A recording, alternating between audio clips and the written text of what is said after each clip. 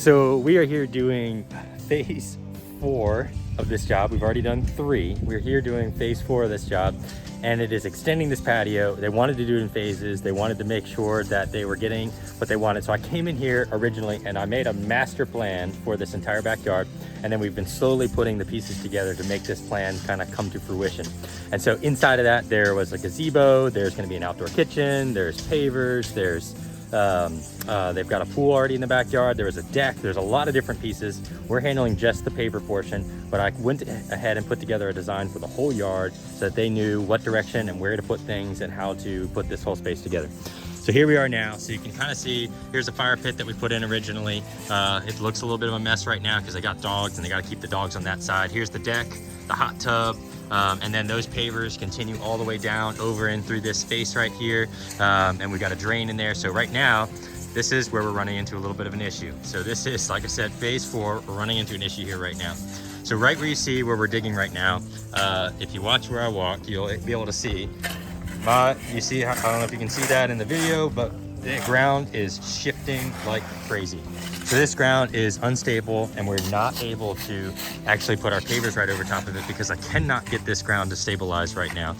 You can kind of see how she's shiveling right against it. It's going up and down and heaving. So what we're having to do right now is we're having to dig this out. We're having to actually grab that soil and get it out of there and then put some concrete down in the base soil. And then when we're doing our top layer, we're gonna have to mix some Portland cement inside of it and get that fixed. Sometimes here in Poquoson in particular, we run into issues like this where this ground is so saturated and so wet, and that's what that pump is. It's actually got a French drain around this whole area. It's pulling the water out of the ground, and it's been running for about 30 minutes already. Still running, still going, and you can see that it's pulling a lot of water out.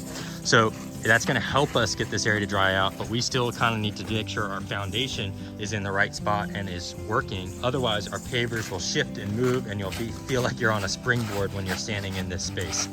So issue 1 that we're dealing with here. Other than that, we're bringing our pavers out here. It's going to be the same color as these pavers in here, but it's going to be in a 3-piece. And so we're going to bring that out. These are their light poles here, and it's going to come, and then you can kind of see where this is turned right here. And so inside of the gazebo, you can kind of see I've got a little drawing right here. These pavers are actually going to be 45. So they're actually going to be on a 45-degree angle just to make it pop. So when you come from this space into here, these pavers are a large paver laid on a 45-degree angle. It's going to be really cool, really interesting. Give it another pop, another flare. And then you can see that circle around there. We're actually going to add a trim ring around that circle to make the fire pit circle pop. And that same dark trim ring is going to go around this gazebo and make this whole area just pop and make it a little bit more like, hey, this is a special spot, this is a special place. And then we'll have that same 3-piece regular paver that matches these ones run around the whole space. Can't wait to show you what this looks like. This is a really fun project, adding on all these phases, making sure that their backyard ends up being exactly what they wanted. We really enjoyed working here.